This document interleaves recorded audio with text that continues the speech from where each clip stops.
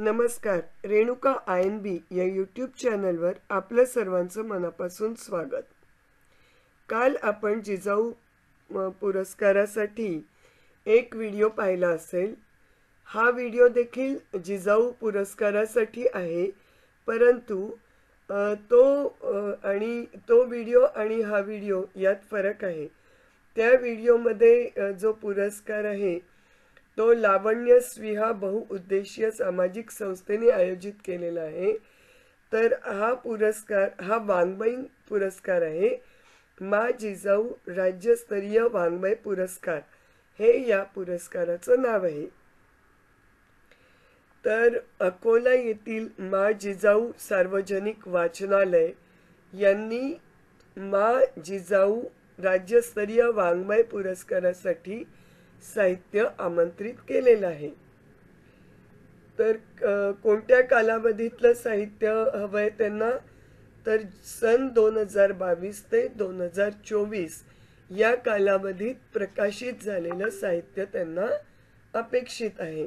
सन 2022 ते 2024 कोणतं साहित्य हवं आहे, तर कादंबरी, आत्मचरित्र, आत्मकथा, गौरव ग्रंथ, नाट्य, समीक्षा ग्रंथ, संकीर्ण, कथासंग्रह, ललित, बालसाहित्य, काव्यसंग्रह, प्रवास वर्णन आणि दिवाळी अंक सुद्धा मागवलेला आहे. तर ह्या 12 प्रकार साहित्य कृतींचे त्यांनी मागवलेले आहेत. आणि केव्हापर्यंत म्हणजे या साहित्याच्या 2 प्रती आपल्याला पाठवायच्या आहेत.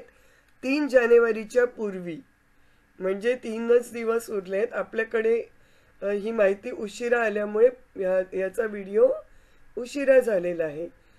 तर 3 जानेवारीपर्यंत आपल्याला पाठवायचं आहे. आणि आकर्षक मोमेंटो प्रशस्तीपत्र हे मान्यवरांच्या हस्ते देऊन सन्मानित करण्यात येणार आहे. तर हे याच्या पुरस्काराचं स्वरूप आहे. आकर्षक मोमेंटो आणि प्रशस्तीपत्र हे यांचं पुरस्काराचं स्वरूप आहे. साहित्य म्हणजे साहित्यकृती कुठे पाठवायच्या याचा पत्ता हा या व्हिडिओच्या डिस्क्रिप्शन बॉक्समध्ये दिलेला आहे. सोबत फोन नंबर पण आहे, व्हॉट्सॲप नंबर पण आहे. आणि काहीही शंका याच्याबद्दल असतील किंवा काही विचारायचं असेल, प्रश्न असतील की कोणती एक साहित्यकृती पाठवायची की 2 वगैरे असं काही असेल शंका, तर तुम्ही त्वरित या नंबरवर फोन करून विचारून घ्या, शंका निरसन करून घ्या. आणि आजच्या आजच जर पाठवायचं असेल तर आजच्या आजच यांना साहित्यकृती पाठवा. तर खूप खूप शुभेच्छा सर्वांना. पुन्हा भेटूया नवीन माहितीसह नवीन व्हिडिओमध्ये. नमस्कार.